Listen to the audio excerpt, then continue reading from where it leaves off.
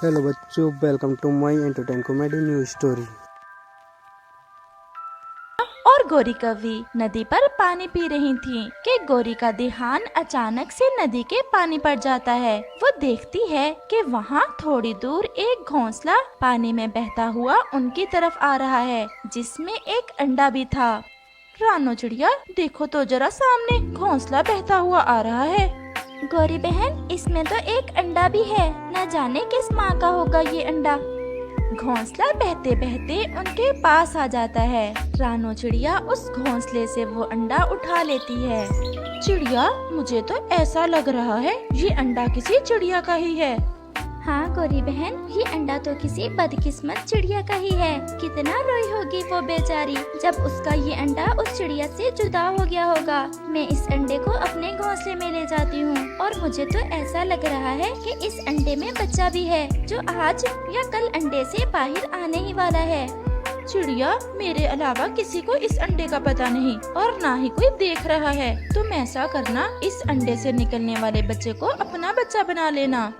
गौरी बहन, इस अंडे से निकलने वाले बच्चे का मैं पूरा ध्यान रखूंगी, परंतु अगर आपको कहीं से इस अंडे की असल माँ का पता चल जाए तो आप उसे बता देना। मुझे इस अंडे से निकलने वाले बच्चे को उसकी असल माँ तक पहुँचाकर ज्यादा खुशी होगी।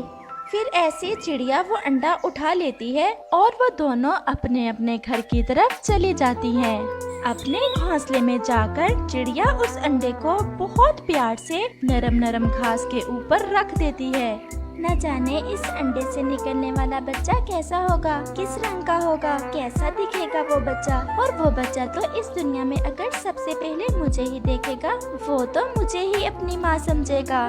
वो चिड़िया ऐसे सोचते सोचते सो जाती है। ऐसे 2 दिन गुजर जाते हैं। फिर एक सुबह थी जब उस अंडे में से एक सुंदर सा बच्चा बाहर निकलता है। वो बच्चा तो बहुत सुंदर था और वो तो था भी किसी चिड़िया का ही बच्चा। रानो चिड़िया तो उस बच्चे को देख बहुत खुश हो जाती है।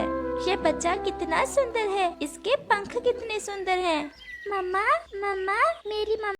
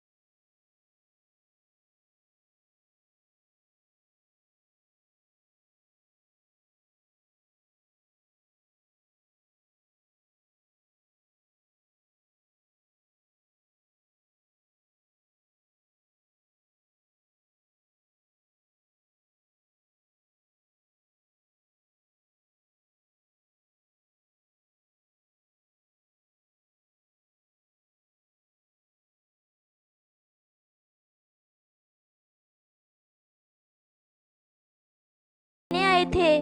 कालू जी, अब तो वो चिड़िया रोज हमें भोजन दे जाया करेगी, इसी डर से कि हम बता न दे उसके बच्चे को कि वो चिड़िया उसकी असल माँ नहीं है। और वो चिड़िया अब तो हमेशा हमसे डरेगी। फिर ऐसे वो चिड़िया हर रोज शाम को आती हुई कव्वे और कव्वी के लिए भी भोजन लेकर आती। वो पहले उनके पास जाती, उन्हें भोजन देती और फिर बाद में अपने घोंसले में जाती। रोज मेरी जान, क्या आप मेरे बिना रह सकते हो? मम्मा, ये कैसी बातें कर रही हैं आप? कोई अपनी माँ के बिना कैसे रह सकता है? और आपको कुछ नहीं होगा, आप हमेशा मेरे पास रहोगी। वो चिड़िया तो हर समय डरी रहती कि कहीं उसके बच्चे को ये ना पता चल जाए कि वो उसकी असल माँ नहीं है और वो उसे छोड़कर चला न जाए, क्योंकि चिड़िया तो उस बच्चे को अपने बच्चे की तरह ही प्यार करती थी। फिर एक दिन कौवा और कव्वी फिर से चिड़िया के घर आते हैं। मैं आपको भोजन तो दे आती हूँ, फिर आप मेरे घोंसले में क्यों आए हो? बताते हैं, हम कौन सा वो नदी वाली बात बताने आए हैं। मम्मा, ये कौवा और कव्वी उस दिन भी नदी वाली बात कर रहे थे, आखिर ये नदी वाली बात क्या है? कुछ नहीं मेरी जान, ये मेरे पुराने दोस्त हैं, बस मुझसे मजाक करते रहते हैं। अच्छा माँ, मुझे बहुत प्यास लगी हुई है, मैं नदी से पानी पी कर आता हूँ। मैं साथ लेकर जाऊंगी अपने बेटे को, थोड़ी देर रुक जाओ। नहीं माँ, मैं अभी आया, आप अपने दोस्तों के पास बैठो। फिर रोज वहाँ से चला जाता है। वो पेड़ के पीछे से आकर पास में ही छुप जाता है।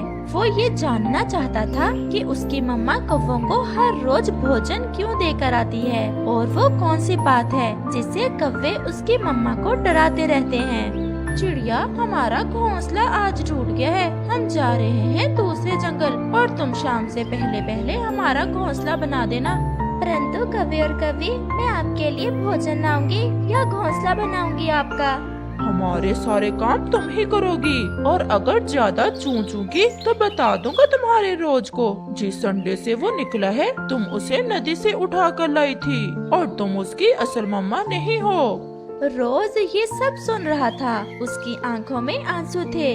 मम्मा, आप मुझसे कितना प्यार करती हो, भाग जाओ यहाँ से कव्वे और कव्वी, अब के बाद मेरी मम्मा आपका कोई काम नहीं करेगी। मम्मा, मुझे सब पता चल गया है और आप ही मेरी मम्मा हो, हम हमेशा साथ रहेंगे। कालू कौवा शुरू से ही बहुत काहिल था, वो कोई भी काम करने को राजी न था, हर समय दूसरों पर नजर रखता कि किसके घोंसले में क्या पड़ा है। सब पक्षी ही उससे बहुत तंग थे। पहले तो वो किसी न किसी पक्षी को बेवकूफ बनाकर कुछ न कुछ खाने को ले लेता था, लेकिन अब पक्षियों को भी उसकी सब आदतों का पता चल चुका था, इसलिए अब उसे कोई इतना मुंह भी नहीं लगाता था। ये पक्षी भी सब कितने चालाक हो गए हैं, क्या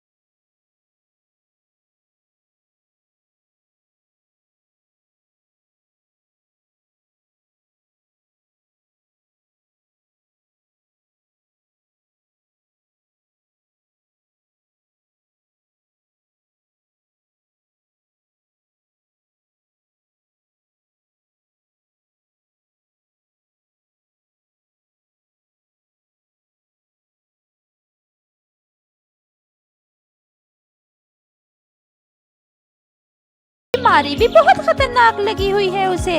वो बीमारी मेरी समझ में भी नहीं आ रही और ना ही मेरे पास उसका कोई इलाज है। मैंने आप सबको यहाँ इसलिए इकट्ठा किया है कि इस मुश्किल समय में हमें उसे अकेला नहीं छोड़ना चाहिए। वैसे तो उसने आज तक किसी के साथ कुछ अच्छा नहीं किया, लेकिन है तो हमारे जंगल का पक्षी। जो भी हो, हमारे जंगल की रौनक कालू कव्वे की वजह से ही है। अब हमें क्या करना होगा? हम सभी बारी बारी कव्वे को दाना पानी दे आया करेंगे, इससे हमें कोई फर्क भी नहीं पड़ेगा। हाँ तोते भैया, आपकी बात बिल्कुल ठीक है, हम ऐसा ही करेंगे। और सब पक्षी अपने अपने घरों को चले जाते हैं। अगली सुबह सब पक्षी ही कालू कव्वे की खैरियत मालूम करने जाते हैं। कव्वे भैया, मुझे आपसे शिकवा है। जैसे भी हो, मैंने तो हर मुश्किल समय में आपका साथ दिया है। आपको मुझे तो बताना चाहिए था ना अपनी बीमारी के बारे में। रानो चिड़िया, मैं तुम्हें परेशान नहीं करना चाहता था, बस अकेला ही लड़ता रहा अपनी बीमारी से। ऐसे कहते हुए कौवा फिर से वही एक्टिंग करने लगता है। रानो चिड़िया बहुत घबरा जाती है। वो जल्दी से तोते की हदायत के मुताबिक दाना कौवे को खिलाती है, तो कुछ ही देर में कौवा ठीक हो जाता है।